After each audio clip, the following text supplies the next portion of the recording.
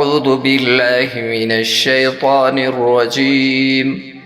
بسم الله الرحمن الرحيم.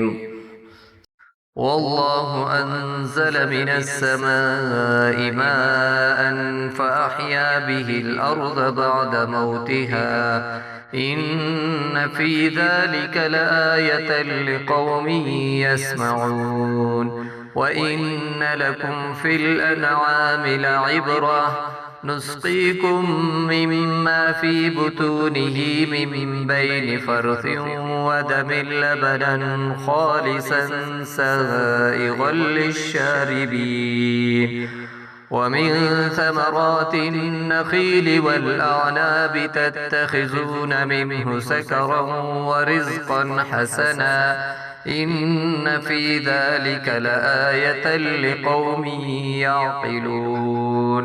وأوحى ربك إلى النحل أن اتخذي من الجبال بيوتا ومن الشجر ومما يعرشون ثم كلي من كل الثمرات فاسلكي سبل ربك ذللا يخرج من بطونها شراب مختلف ألوانه فيه شفاء للناس إن في ذلك لآية لقوم يتفكرون. والله خلقكم ثم يتوفاكم ومنكم من يرد إلى أرذل العمر لكي لا يعلم بعد علم شيئا إن الله عليم قدير.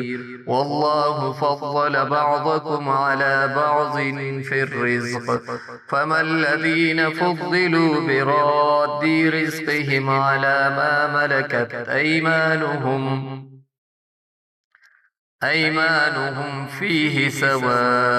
أيمانهم فهم فيه سواء أفبنعمة الله يجهدون.